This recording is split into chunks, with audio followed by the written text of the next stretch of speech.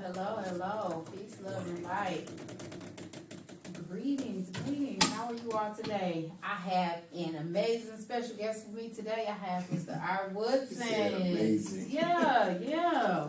Cause I know we about to have some good conversation. Oh, yeah. You know what I'm saying? I mean, I love good conversation. if it's frank, if it's, I was looking for that so I could share it on my page also. If it's, raw, frank, to the point, hey, no chasing, we're gonna have some fun. See, because that's how I am, right? I'm the mouthy one, right? When we go to the group, I'm the mouthy one. I'm the one that don't bite my tongue. Because I call a spade, a duck, a clown, a sucker, right? That's it. And all the above. Yeah. Whatever she didn't name, I co-sign. Okay. That's the kind of conversation I like. That's what we going to have. So I'm excited about that. How was your day, by the way, before we get into that? You know what? It was cloudy, Yeah. No, because it's cloudy. Cloudy outside. But no, I mean, I'm blessed. God blessed me to see another day. Yeah. He blessed me to do things that I couldn't finish yesterday. Yeah. So, it's positive just waking up, being able Absolutely. to get up and cook breakfast, That's the best time, that's the best meal is breakfast for me because I'm able to get up and fix me something to eat and thank God for allowing me to even be able to do that because some people wasn't fortunate enough to see today. Yeah. First thing in the morning is my favorite too. So when I get up first thing in the morning, I of course thank God for even, opening my eyes, right? Putting my feet down on the carpet, whatever, and then I meditate and I say my affirmations and then I get to it. Right? And it just give me the boost I need. So, your breakfast does the same thing for you. So, so I appreciate that. I appreciate those things like that. So speaking of getting back to what we didn't get to yesterday, you had some stuff going on yesterday. Yeah. I saw that. It's a whole lot. Listen, I hope you broke it down in segments, or either segments, PowerPoints. I don't bite my tongue. Yeah. I say what's on my mind, and that's how everybody. Nope, this is open forum. That anybody know me done seen this. They know I'm quite a big mouthy. I'm just gonna say, I don't really. It's not that I don't have a filter. I just don't believe in sugarcoating things. Right. I don't like beating around the bush because people, when you beat around the bush, it's like it confuses some people. Right. They don't understand what you're saying. You're trying to say it nice, and when it's hard for you to really speak that way, you confuse the person who's receiving it. So I just be frank and don't beat around the bush and let you know, hey, this is what I'm saying. Yeah.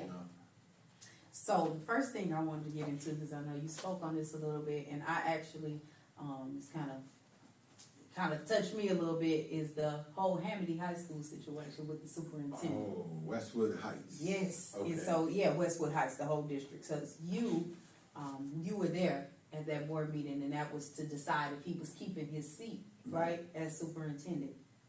So my children have all gone to Westwood Heights. I have two that graduated from there. One 5 years ago, one 6 years ago, and then my son went there. My youngest son went there for a little bit, but I had taken him out to go to Mott Middle College. Really smart, so he got his associates with his high school diploma in that. And so my daughter was going there as well. So when those things came out, those alleged. We gotta say alleged, right? We gotta say alleged, even though we seen it. I don't be saying alleged, no, but I'm gonna say alleged for your thing. Because we saw it, but so they said that he was speaking about black people, right? About gay people, about the young lady that he wanted to hire, right? So that he can watch her butt go up there. Correct. Listen. It wasn't my kid. However, when you have children and like you've been in that district for a long time, all the kids are your kids, right? So that's how I felt, right? Pissed me off. Because it's not like I don't know this dude. Like I remember him before he got that position when he was working at principal. Yeah. At the other school at the they named it off Academy West. Right, Academy He was West, at Academy West, right? And so then when he came over, and so I was really active in the school. I was the president of the booster club. My kids play sports. Like I was really active in it, right? So knowing that I knew some of the people that were on the board and things like that, I was really not expecting it to go that way. Not only was I not expecting it to go that way, but I was expecting to see more parents and all of that in there. Because when you were panning around there, I'm like, shit, it was empty in there. Right. It didn't really look like it was that many people in there, right? So I'm looking and I'm trying to figure it out, and I'm like, but I was at work, right? And I worked in Lake Orion, so it wasn't feasible for me to get back and forth that way. However, I was expecting to see more people there. And more people appalled about the situation, because I actually had gone there and I voiced my opinion about it. This is crazy. Is this what's happening? But you waited out to see what's going to happen, right? But I assumed, and I shouldn't have assumed, that more parents would feel like I felt. So then you go live and I'm like, cool, I get to watch it. Right. And I saw it and my mouth dropped open. When I tell you, I was just like, what the hell? I said, after I finished watching it, I went back to I watched it again. I said, maybe I didn't hear that right. Yep, no, I literally went back to watch it again. I said, they let this man keep his job? Yeah. I said, it is an all-black board, and we allow this white man to talk about our babies like that, and we are okay with that? I said, well, that explains the damn water situation, because that's how y'all feel about the water, too. Ain't nobody gonna say nothing about that either, huh? You know the sad part. We sit back and raise our right fist, power to the people. We, Black Lives Matter. We say all these different cadence. No democracy, no peace. No justice, no peace. We say all these different things, man.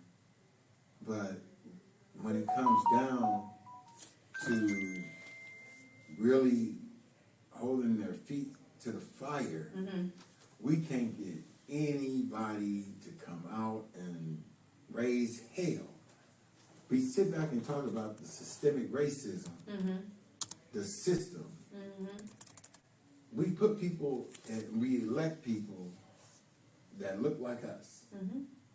And we put them in position, and they keep the system the same because they feel like they done made it, but they don't understand that they still a nigga. Right. They think just because they invite them over to dinner or to a cookout that they done made it, and they I'm one of them. They're gonna look out for me. Or they got a few dollars. Huh? Yeah. And they don't understand that, they one siren away from taking a beat down by a bad police officer because they are still black. And what does that say about us, though? And what does that say about us as parents? And I've said this a million times. That things come up on the show, and I'm like, we punk ass parents. We are, though. How do we allow that to happen in our school? How do we allow that to happen to be said about our children, right? And I don't care if it's not your child, but it's a child, right? And it should be our child. You know what I do? I tell everybody I have PTSD. I ain't no hiding it. I have issues, right? And I go to group, I go to therapy, and sitting with all these other veterans and spouses and different people, you can almost identify, people with issues. Absolutely. They need to bring a brigade of therapists here to the city of Flint, because the people here in the city of Flint has been misused, abused for so many years that their trust, their anxiety, their hope, everything is diminished. Everything is gone. We all have some sort of PTSD, right? Yeah. My father suffered with PTSD. He was a Marine, in Vietnam, so he suffered with his own type of PTSD. But we are suffering with it too, right? You know, all of us have here's the thing, right? Especially in the inner city. Mm-hmm. You know, if you out in Grand Blanc or Swartz Creek, somewhere in those areas, even if they had a car accident, they have what they call crisis counselors. Yeah. They don't ask them to tell them to call them. They send them out to the people. Mm-hmm. When we were young, we could have witnessed a murder. Yeah. All right? That is traumatic on a kid. You know, they witness violence, they're going to be violent. Yeah. And they don't get any counseling or any help in school Mm-hmm. to help remedy that visual that they didn't see. Mm-hmm. You know, so they grow up with it, and it's a cycle here in the city of Flint Mm-hmm. or any other inner city. You know, and you know, parents. If I'm a hustler and my son is looking up to me, when my son get older, he has to keep my name going. Mm-hmm. My father was a hustler, Yeah. so I got to be a hustler. Mm-hmm. My father gave me a whole bunch of money, so I got to be a hustler. You know, the sad part is just like with rappers, Jeezy, I use as an example. You know, them boys, you know, 5 o'clock in the morning, you know, out on the corner, you know, doing my thing. He made his money, but he sent his son to private school, you know, to get his education and become a different type person than what he was. We don't do that here in the city of Flint or any other inner city because we don't have the money to be able to do that type of thing. So we still, you know, generate the same cycle. You know what though? I don't know if it's that we don't have the money. I think it's here that we don't do it, right? Cause listen, cause my dad wasn't no saint. Tell you that right now. My mom and dad wasn't no saint at all. But that's what they did to me. They sent me to Catholic school. I didn't go to public school. I didn't go to public school until I got in like the second semester of 9th grade to high school. So, culture shock. Right? Big time. Because it wasn't like I didn't live there, because I grew up in Beecher, right? So I grew up around them, but I didn't spend a lot of time with them because I was in sports, I was at school, you know, I had a different time frame of school or whatever, so we wouldn't walk into school together, coming home to school together, whatever. They seen me when they seen me, right? Really, seriously, because I was in sports. I was in a lot of sports. I played basketball, I played softball, I played volleyball, I ran track. Like, I was in a lot of stuff. So they didn't see me a lot. I mean, but, you know, we knew each other from the neighborhood, but not like that, right? Culture shock seeing them all day, every day, right? But that's what they did to me, right? They didn't want me to be in that or whatever, so they sent me to Catholic school. Not saying it was that much better, because them suckers with money do a whole. They do stuff on a different level, right? However, it was just I ended up seeing both sides of the coin, right? But I can tell you the point that you just made. Yeah. You had the opportunity. I had the opportunity. That's exactly what I was getting ready to say. I had the opportunity, and they afforded me to have that opportunity, right? And so I don't know if it's. So right now, I don't think that is that they don't have the money, because some of these hustlers got the money. They got the money. They just don't have the mentality. That's true. Right. That's true. Because they rather spend it on the Jordans or the True Religions or the whatever they buying right now. You know, whatever to have their kids. So they fly out in school, but they're not getting it right. Right. So I don't know if it's that. Like for some people, of course, it is the money because it's expensive. It really is expensive. However, I don't know if it's just that all the time. I think more than that is the mentality, because we have the most ridiculous mentality about what's going on with the water right now, or the Westwood Heights situation. My baby out of there. She went there. I took her out, and that's a great thing. I took her out, and you know, now that the people see that we can hold a beautiful conversation, you know, now let's talk on the other side about the problem. You know, because you know people like to always say. He can't hold a conversation, or he always down in people. Well, then I just told him about the mental state of what's going on. but let me talk about Westwood Heights. Before you get into that, let me say this though. Y'all gotta stop worrying about the delivery of it, right? Because it's not really the delivery of what's being said all the time. I'm sure you would like for it to come in bows and ribbons and be all pretty and sugary or whatever like that. I don't bake, so I don't sugarcoat anything, right? That's how I feel about it. Right. And I don't think all the time that we should all the time be looking at delivery.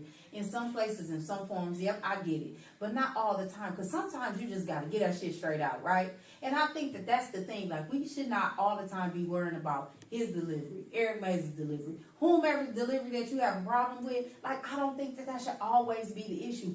Listen, we be listening to just respond about how you saying it as opposed to listening to what the message is, because it's so many things that can come out of it just because he said shit or something like that. Then all of a sudden, oh my God, I can't listen to it. He just swore.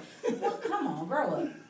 For real. I understand I might be sensitive to your ears sometimes, but listen to the whole message before you just go and just be at him about it. Here's the sad part, in the black community, and they can. I'm not too much speaking about the white community right now, but in the black community, we base success on materialistic things. Right. And we cater to someone who has, in our mind, made it. Mm-hmm. The sad part is how many people, the Bible thumpers that you see putting up Kirk Franklin videos saying he should be ashamed of himself for cursing out his son like that. What they said was, oh man, they'll make you do it. They'll make you do it. Right? They find an excuse. Yeah. They find an excuse for him to be able to do whatever it is that he did because they see him in a whole different light. But with me, I'm somebody here, right here next to him. You need to quit using profane language. Man, fuck that. I use it anytime I feel like it, when it rolls off like it's another language, to them. But to me, it doesn't. You give the word power, Yes. The word is nothing. It's just like stop, go, and everything else. Mm-hmm. But by you saying something about it or it offending you, you gave that word power. But back to those assholes over there at Westwood Heights. And I call them assholes, man, because what I saw really made my stomach turn to see 7 black board members and a white superintendent. And allegedly, this is the worst part out of everything that they charged him with. What I saw that was so disturbing to me, or what I heard that was so disturbing to me, was when they said that he allegedly said, I can't wait until you get older so I can hire you, so I can see your ass walking around here. He said that to who? He said it to a young lady. A young lady that goes to school. A minor? Yes. And that right there within itself was enough, if I was on the board, to vote him off. But the lawyer, he said none of the accusers are here and da-da-da, right? Right. The accusers don't have to be there because this isn't a court proceeding down at 67 Court or 7th Circuit Court. Right. This is not a real court proceeding. Yes, you do have a right under the Constitution to face your accuser under the Bill of Rights, but this is not that. This is something similar to a whistleblower, anonymous person sending in a complaint. If they did that, it would scare people from filing charges or calling OSHA. Because it's intimidating. Right, or retaliation. Yeah. They fear retaliation, so you wouldn't have any type of people sending in anything. So when the lawyer said that, and everybody sitting up there like, yep, they should be here. No, they shouldn't be here. And when I saw Fikes, I'm going to talk about Fikes, and I hope Fikes see this, because Fikes is a damn Negro, a jigaboo, one of those little trophies, that little man that be sitting in the front yard with the red shirt on. Jockey. Yeah, that's what Fikes is. So that surprised me about Lester Fikes because. Oh, his name Lester Fikes? Lester Fikes is a Sambo, Jigaboo, House Negro, Keep going. Samuel L. Jackson on Django. What's his name on Django? Steven. Yep. Steven. That's how he said it too. Listen. Hey, when his master died. Man, Hey, that's how it was. And he said, who was that nag up on that stair? That's what he said. hey, man. Sitting back there drinking, sipping with him, Yeah. talking. No, but that really surprises me because I've been knowing him for a long time, right? Mouthy guy. He likes to be big, bold, and boisterous or whatever, you know, and he try to be intimidating because you throw his stature around and all of that, right? Yeah, he one of those. Yeah, but I'm me. I knew it was a car that was like looked like one of them country cars. And look, man, I swear to God, man, when I saw it in the parking lot and I saw him and he started talking and he got smart with me, I said, that's your truck outside. You got all that damn shit on that damn truck like you from Mississippi somewhere. Man. But no, I mean, you could tell those type of people that want to impress the other race. People say, oh, you know what? You trying to talk white, you trying to act white, or if somebody's speaking proper, right? Yeah. They say, oh, you trying to talk white. I don't get into that. But at the same time, what I look at is a person who dog out their race, and they sit in a restaurant. I done seen this happen, right? I go into an expensive restaurant, right? 5-star, 4-star, whatever. And somebody happened to come in there from the hood. I done seen people duck and hide because they with their white counterpart, and they don't want them to know that they know people from the hood. Yeah. Those are the type of people that I talk about. Right. You know, you afraid of who you are, you know? That's shameful. And that's who fights remind me of. Because as soon as he got done voting and I asked him, why did you vote like that? He got smart and I cussed him out. He went back there with them. And then when he got back there with them, he felt like he wanted to seriously poke his chest out. And he said something smart. And I was like, yo, my man, fuck you. You know, I said it right there in front of all of them, you know. Don't come at me like that sideways, man. I didn't disrespect you, so don't disrespect me. After that, that's when I saw, man, I'm like, yo, y'all performing, man. And we, in the black community, we put these people, and like we were talking that conversation earlier, we put people in there that don't have a record, they soft-spoken, we think that they're going to get to the table as a disguise. Right. Because they don't want somebody like me in there because they know I'm going to talk mess and I'm going to, stand up for my community. Absolutely. So we try to find one of those people that act white or that can make it to the table, and we thinking that they're going to make it to the table and assist us in the community. But once they get to the table, they already had a plan to switch up. Well, see, that's the thing, though. So why? I don't understand how people thinking that they can get someone that's not really boisterous or soft-hearted, or you don't see them putting in that type of work, and you sit them at the table to do that type of work. I don't understand why you would put somebody in that position when that's not what they've done. However, Lester Fights, that surprised me that he even voted that way. This Westwood, right? Westwood Heights. Westwood Heights, yep. Okay. So what surprised me is because he has a granddaughter that goes there, right? And she's in the 9th grade. No, she's in 10th grade. Because I think my daughter's in 11th grade. She's either in the 9th or the 10th grade. Right. But it surprises me because his granddaughter goes there, right? And raised her, she goes there. And he's there all the time because of that.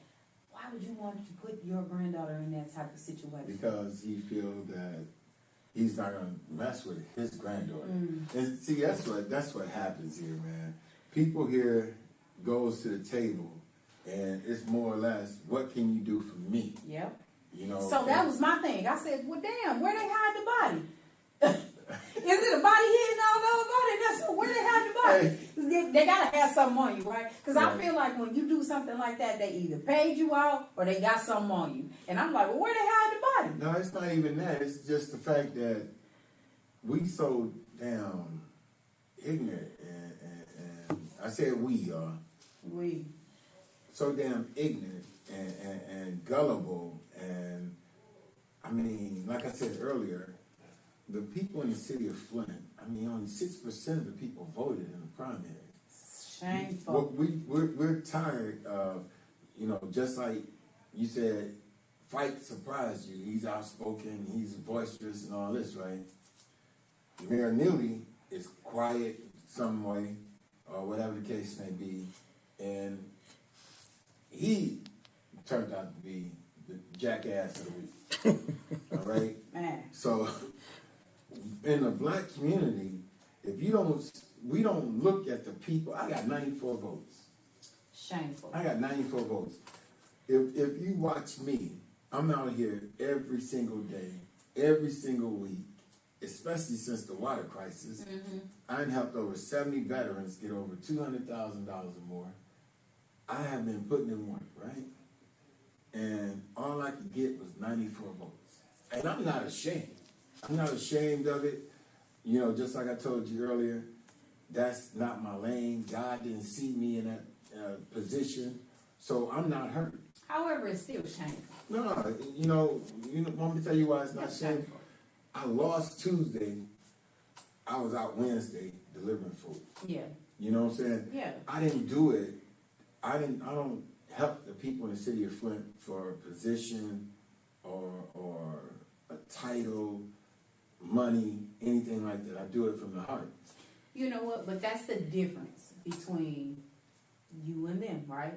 Because some people do it just for that reason. And here's the thing. If you pay enough attention, you can see that. Yeah. And you can point that out. Because here's the thing. I don't have a dog in the fight. Right? At all. I can't vote for none of them suckers. I say that all the time. Can't vote for none of you suckers. Don't look for my vote because you can't get it. I can't vote for none of you suckers. I live in Beecher. I can't vote for y'all. Right. However, I am very active in Flint. I'm active in the community. I'm active. I'm out here, right? So, but I don't have a dog in the vote fight, right? Right.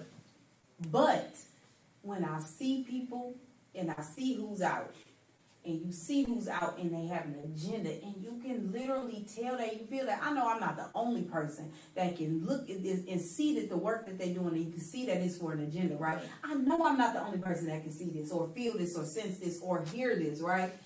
Because even doing what we're doing right now and having people on here and they get to talking and we converse just like this, right?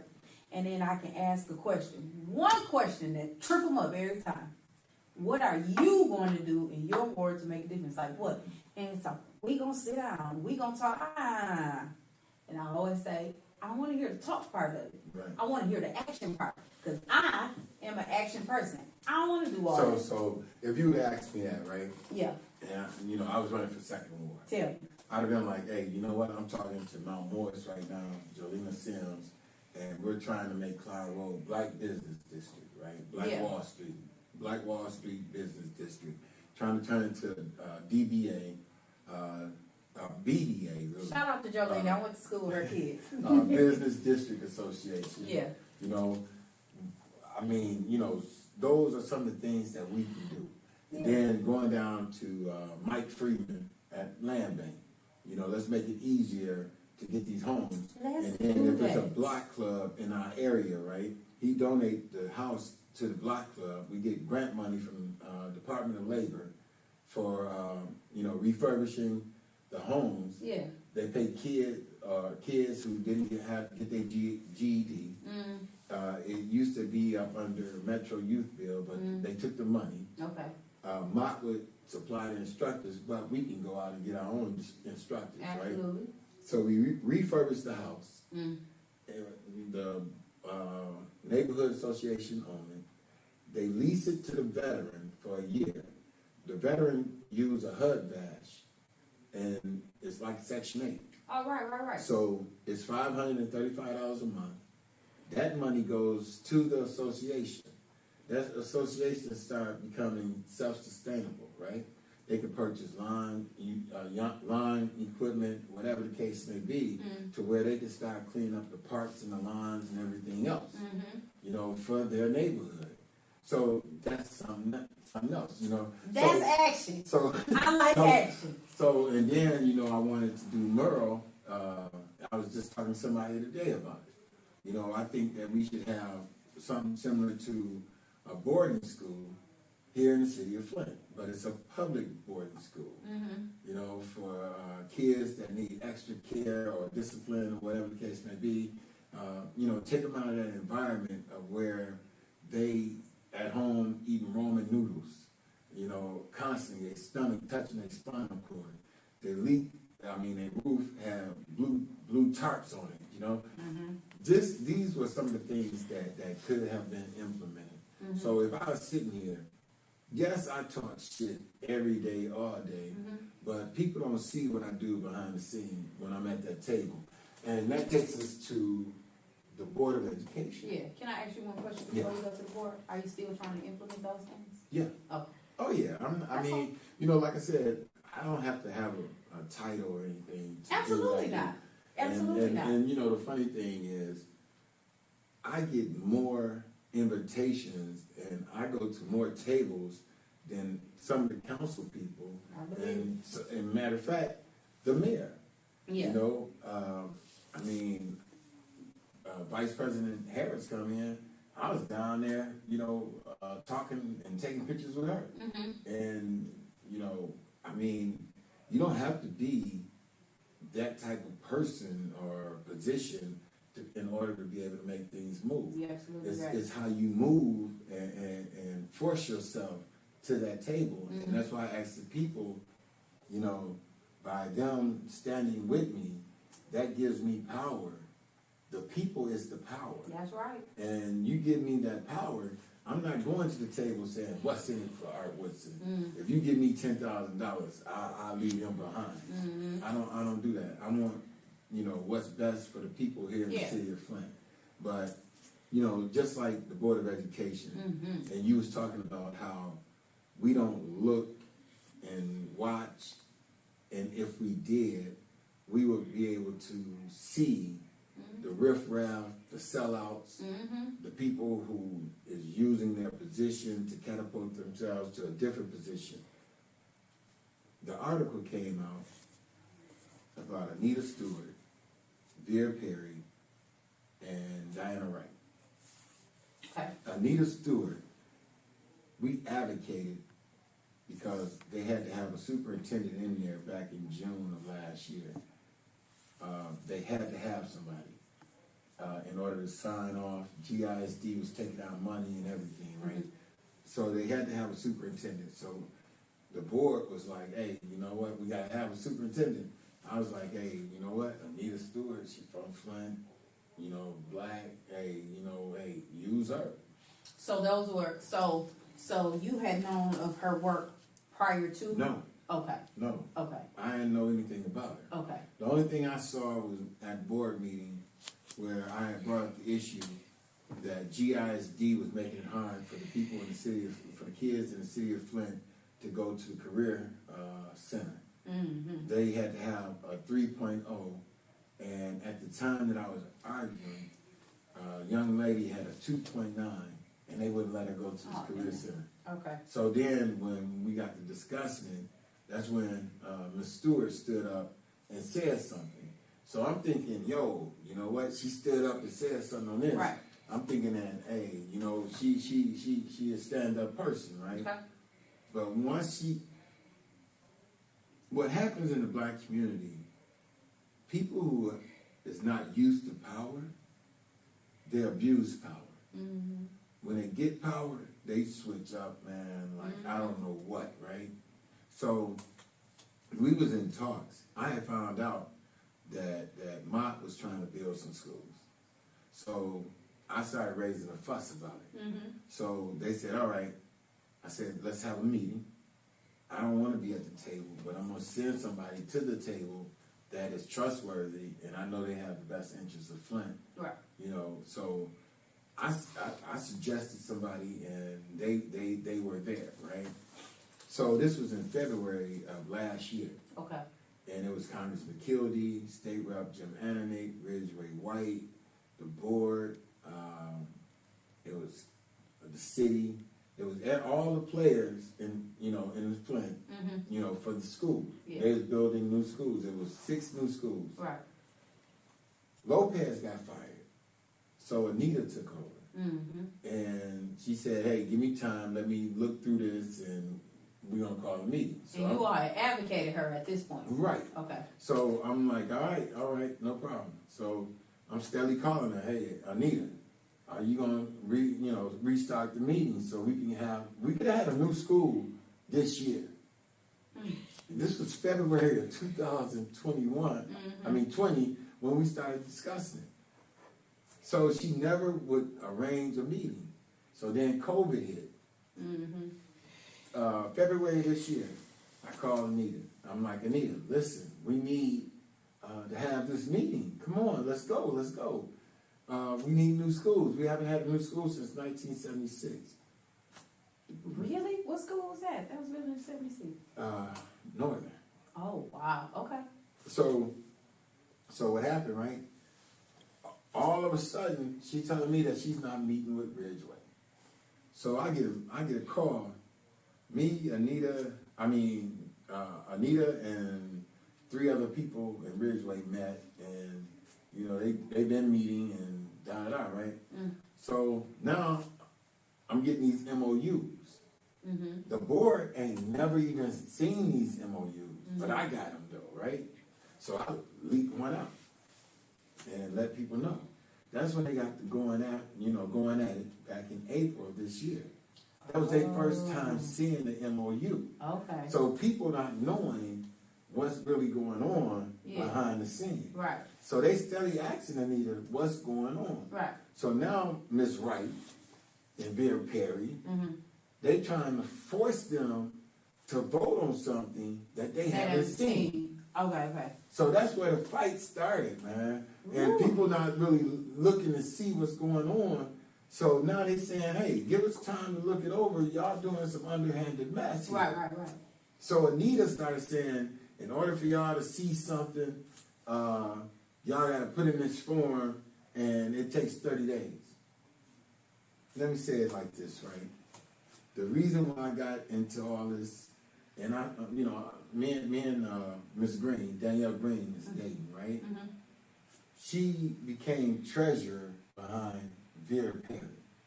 Okay. Vera Perry used to be the treasurer. Okay.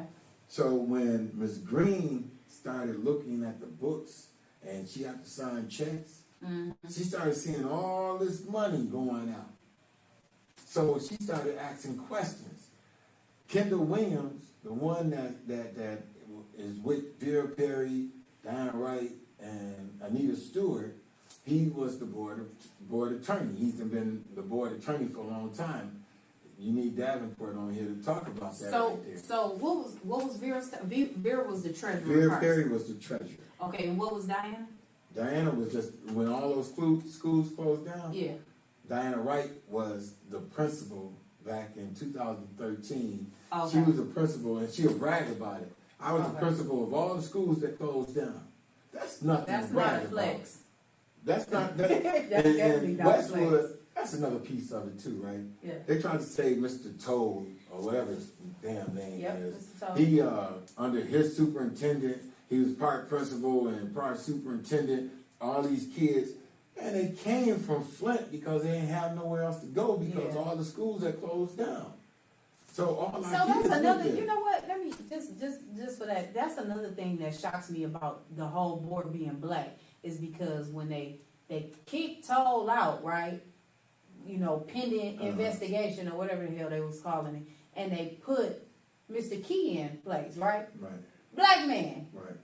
So you kick the black man out to put the white man back up. Yep. See, that's a whole nother. I mean, that's how they do though. Oh, But, goodness gracious. But Miss Green, right?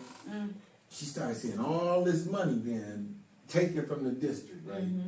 So at this time, I was helping Mayor Neely in 2019 run for mayor.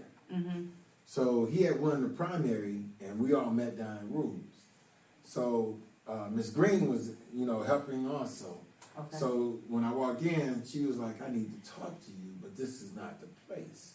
So I was like, "All right, just give me a holler later on, and we can talk." Yeah. So after that, after we left and everything, I get an inbox. Somebody was telling me that the board is after Danielle Green. So I inboxed Danielle Green. I said, "Hey, I just got an inbox, and they telling me that the board is after you. What's going on?" And I'm looking at where she had told me that she needed to talk to me. Right. So she was like, "Can I meet up with you?" So the next day we met, and she was telling me everything that was going on, how we were paying GISD all this money, the money that comes in, and everybody always asking, "Where's the lottery money?" Right? She saw that too, right? We get over $100,000 from the state for the lottery, and we have to turn around and pay them back $100,000. Huh? Yeah. So she was looking into that. She was trying to find out why is that, right? And then preschool, we lost that in 2013 under Larry Watkins. Special needs, we lost to GISD under Larry Watkins. So all this stuff in 2013, because they was getting ready to take over our district, and Vera Perry was the treasurer at that time. Right. Now, the biggest part of all this, they didn't care about all that. The part that they cared about was when she started asking about attorney Kendall Williams' money. Kendall Williams is making like $80,000 this month, $100 and something thousand this month. How can you make close to $1 million? And he wasn't for the district, he was right? just for the board. He was the board attorney. Let me give you an example. ACLU sued the Flint School District under the water crisis, right? Okay. They sued us to help us. So you really didn't have to fight, right? They wanted the state to pay. So they sued the state and the school district. They had to put the school district in there. Okay. Where Mona Teach got $4.2 million from the state to open up the NEC, right? That was money from that ACLU lawsuit. So the school district had Buzz O'Long as the attorneys, the lead attorneys. Mm-hmm. Diana Wright was the president at the time. She inserted Kendall Williams in that lawsuit to look over the lawsuit. Buzz O'Long charged like $5,000 to $8,000, and they the lead attorneys, right? Yeah. Kendall Williams charged $80,000. I can't wait. You know what? I can't wait to get the invoices. They don't be on Facebook because see, this is where they messed up at.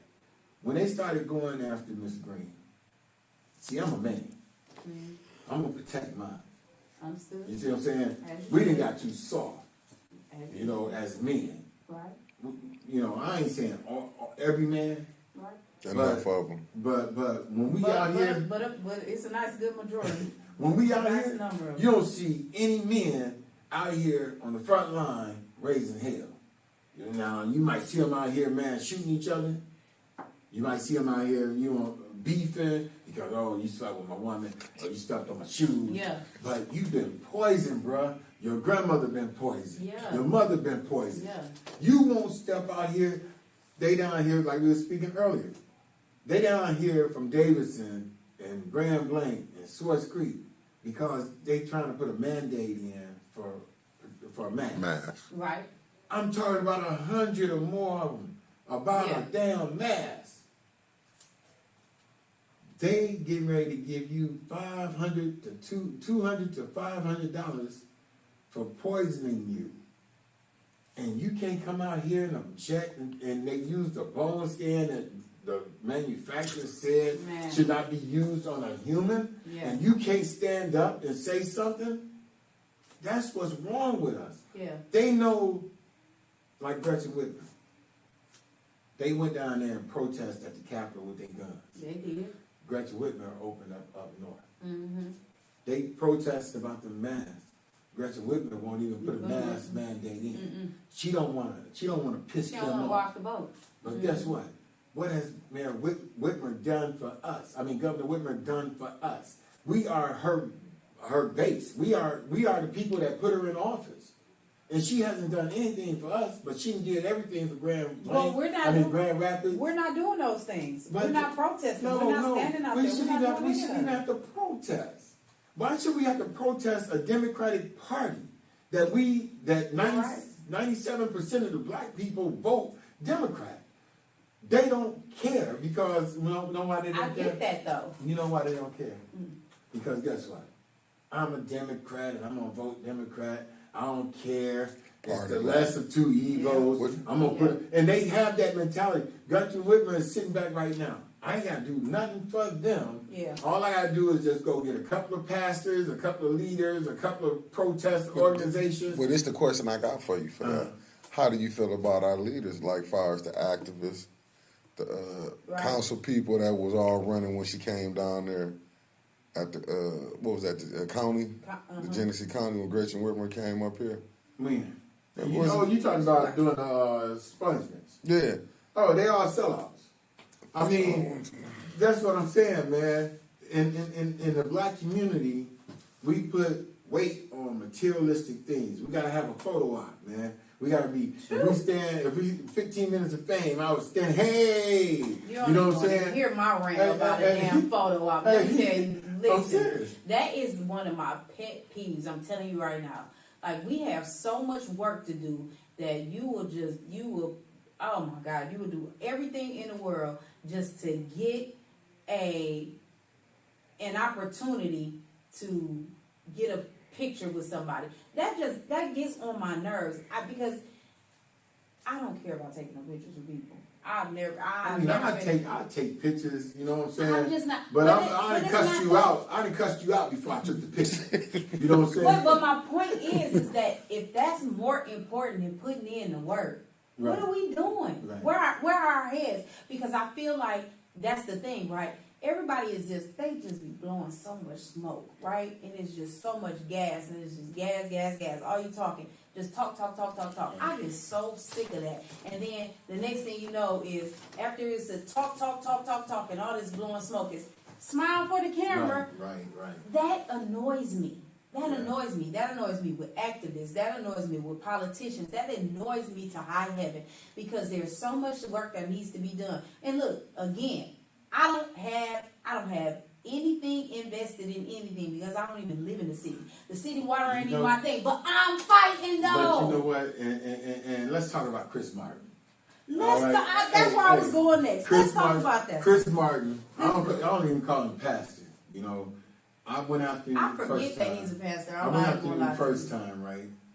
And then somebody told me to work with him, and you know, I worked with him, and he's part of this school debacle too. You know, when I told him in our meeting, I said, "Hey, I'm getting ready to go to Congressman Kildee and tell him to get with everybody and tell them let's come back to the table so we can start these schools being built." And this was last year, right? He was like, so he was a part of this whole getting the school built. He had came in at the end. Okay. And Anita wasn't getting people back to the table. So I was getting ready to go to Congressman Kildee and tell Congressman Kildee to bring people back to the table. Because Chris was off the board at this point. Right, he was off the board. This is like earlier this year. This was okay. Right. This was like earlier this year. What had happened, right? What had happened? What we was doing, we tried to make it to where the activists and the pastors could come together in closed meetings, and if there's some type of social issue going on in the city of Flint, we discuss it and we take a vote on it. So how do we attack it? Do we write letters? Do we do this? Yeah. So we was trying to come together to where we don't attack each other. If I'm against it, you know, and they for it, we're trying to get it to where we don't attack each other out in public and let everybody know where we stand, you know, before we come out and speak. Right. You know, so we was trying to mend the fences and trying to, you know, become together, you know. So Chris Martin wasn't a part of this when it first started. So he started coming to the meetings. And when he started coming to the meetings, we had Miss Stewart at the meeting. Okay. And a couple of people was like, man, you know what? She a sellout. This is what they said at the meeting, right? So Is this prior to you knowing that? no, this is after. Okay. This is after. Okay. This is this year. Okay. So you knew she was on some sucker shit. Yeah, I said, don't. Okay. I said, man, listen. After all the stuff that had happened, I said, and she got a smile. She'll smile at you. And I said, yo, man, on the meeting, I said, don't let that smile fool y'all, man. She on some bullshit. And, you know, I talk like this with the pastors and everybody else, you know. Yeah. So I said, I'm getting ready to call Congressman Kildee and tell him to start arranging a meeting so we can get back to the table so we can get these schools built. Okay. Chris Martin interjected himself and said, I got a meeting with Anita. I will discuss it with her. So now, when we go out and do something, we always come back to everybody and say, hey, this is what went down at the meeting that I had. Do you want to have a meeting with her? We vote on it. The people we decide who go to the meeting, we vote on it. He took it upon himself to arrange a meeting and pick the people who go. The two people that he picked, I didn't have issues with that. I had issues with how he got there. So who did he pick? He picked Pastor Miller and Leela McGee.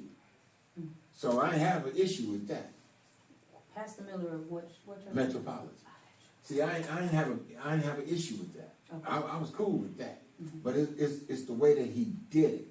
And when he did it, he was working angles with Ridgeway White and Anita Stewart. And he was trying to get them to come back to us and drag us, you know, get us to go along with it.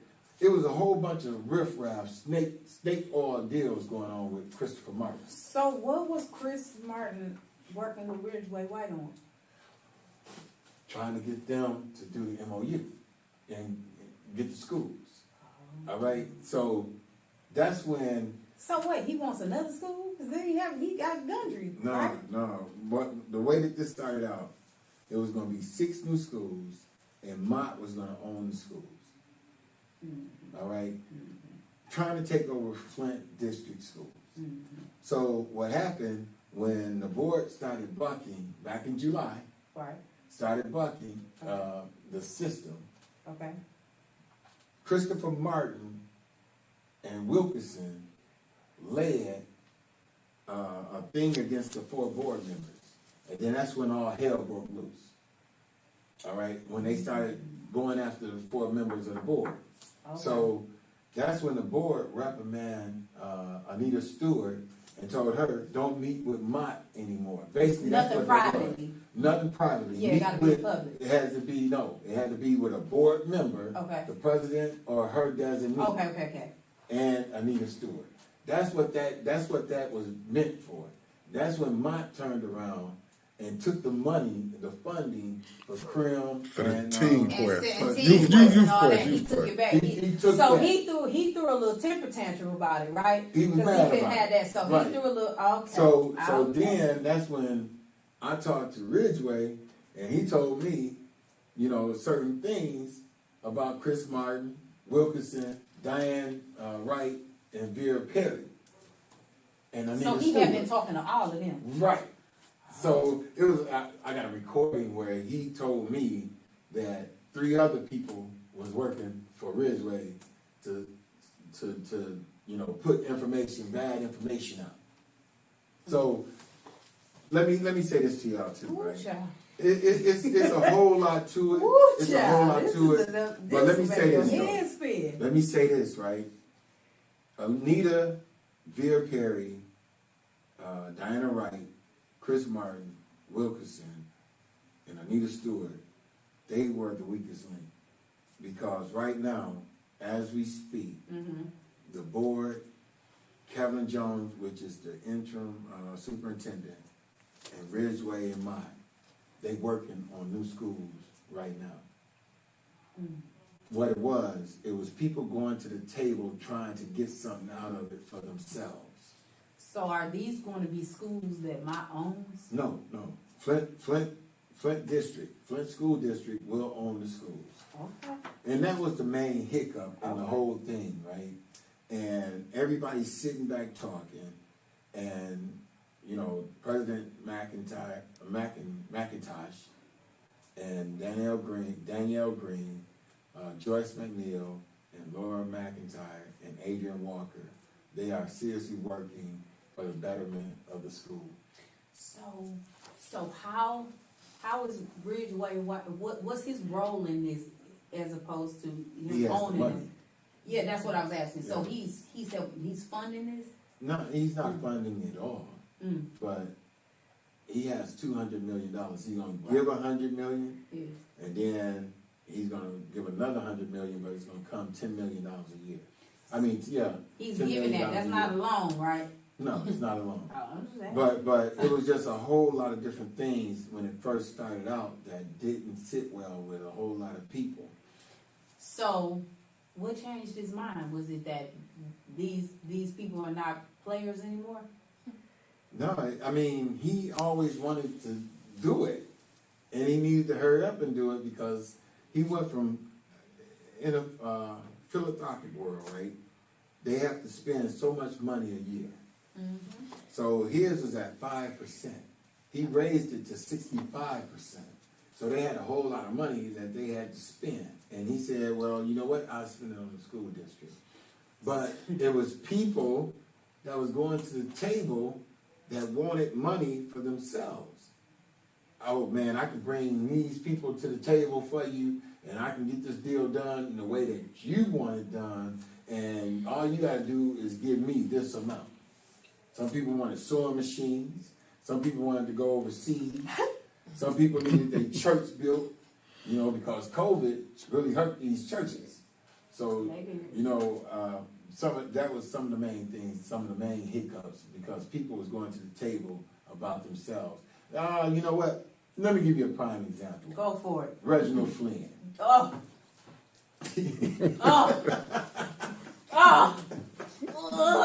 I could write a book on that. Okay, let's go for it. Go for it. That greasy dude, man. I'm still mad at him because he jumped on a little boy and never apologized. Man, listen to me. That is a thorn in a lot of people. You know what? I don't think it's a big enough thorn in people's side. Because regardless of what a child, having, behavior issues or whatever the case may be, that doesn't give you the right to put your hands on somebody else's child. That does not give you the right to take somebody's child out of the building and to somewhere else. Another building. What kind of foolishness? Let me tell you something. I'm talking about all the tea and China couldn't have made me not jump on that dude. You know what I'm saying? You don't know the other part. What's the other part? The other part is after he took him from the church to the daycare, what is it? Eagle's Nest. Not the Eagle's Nest, but the little daycare up in the Aldous Place. And Aldous Place. Yeah, but I thought it was called Eagle's Nest. But I thought that was called Eagle's Nest as well. I could be wrong. I don't know if but I know what you're talking about. It's in Aldous Place. Yeah, over there by Shelby, Horton, whatever. Right there. The young lady, she lives up in there. Eagle Ridge. Eagle Ridge, that's what it's called. So she lives up in there, right? So she went over there, taking him his clothes because he's supposed to be staying over at Pastor Flynn's house, right? Reginald Flynn. Let me get that pastor off of there, right? So she saw the scratches and stuff, right? So she got her son and went to the apartment and called the police. He came up in her place and would not leave her place. Shit. Him and his wife. Hey, man. Listen. I'm telling you, man, I was sitting up here, man, in court. And while they was saying all this, man, I'm sitting up here like, wow. And this dude he played no contest. So he didn't admit. I said I did know that. So he didn't admit. So he didn't have to admit or say what he did, right? And for him not to apologize, but let me tell you, right? All right, the story. He went on the radio show and said, black this, black that, mock racist, community foundation, racist, right? I got a phone call. They said Reginald Flynn is lying. We done gave him this much money, right? That following week, they made him go down to city council and tell everybody at city council how much money they gave him. Jackal. Y'all got some parting shots, but we wrap it up. Listen, we got 5 minutes. Listen, I just want to say that this whole thing is enough to make your head swim. Y'all wonder why I keep saying you gotta vote, and why I keep saying that you are the power, the people are the power, and local is the power. You see why? Because this type of foolishness is happening. Yeah. What kind of, this is... Man, this is old news. We didn't even have enough time to bring we're gonna have to bring you back to get the rest of it. But my point is this: is even though that is old news, it's rearing its ugly head, right? Yeah. That's the problem. Like even though it's old news, and that's why I was just getting ready to go with that. And they are still in position. And why are they still in position? Because y'all keep letting them be there. I can't do it. I don't live there. Hey, but y'all keep letting them do it. Hey, I do jackass of the week every year. Listen, right now the bonus are the jackasses of the week right now because y'all suckers keep putting them in there. I'm just saying. Listen. All I'm saying is, not all of y'all. Nah. Yeah. Well, the ones who voted for them then, how about that? Not all of y'all. But the ones that keep putting these people in place and you see it, listen, how many times, listen, and y'all love to quote, y'all love quotes, right? Y'all love quotes. And what's that one Maya Angelou says? When somebody shows you who they are, you believe them. The first time. Y'all just damn that quote, huh? Y'all just damn that quote. We ain't gonna do that one. Right.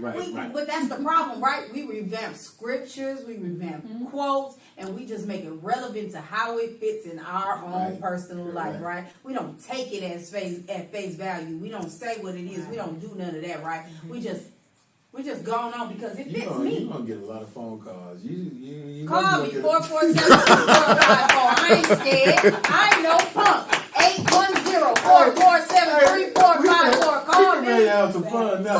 We can have some fun now. I got somebody to talk shit with me, man. Hey. Oh, yeah, she's crazy. We're going to have some fun now. She going to cause us to lose our YouTube channel. She going to cause us to lose our YouTube channel. We already on thin ice. We're going to find something else. We're going to have to. On your show, I'm talking about it with you. I'm just saying. Guess what? I do mine Sunday at 6 o'clock. I'm around. We're going to do it Sunday. Because I'm going to tell you, we getting a call after this. I'm going to just think. Oh, yeah. Anytime we can't say the candy shop. We can't talk about the alphabet community. Yeah, we can't talk about that. We got in trouble for that. Yeah, we got. We just don't, we can't talk about the mayor. You can't talk about the mayor. Anytime we talk about the mayor, we get calls. Listen, man. That jackass, he didn't want a jackass. We getting a call. He didn't want a jackass of the week 2 times in a row. I've invited him here like several times to come and talk and speak with us out in the open. I called him a jackass. I helped him. And I was right there with him. And you know what? He didn't do what he promised that he was going to do. And I called him jackass. But what I do like with you challenge him. Nickelback. What I do like about Sheldon Nickelback. What I do like you remember the little vanilla envelopes back in the day. What are you just making? Oh my God! I'm like, wait a minute. The little yellow envelope, vanilla envelope. Yeah, I know what you're talking about. They handed down the windows.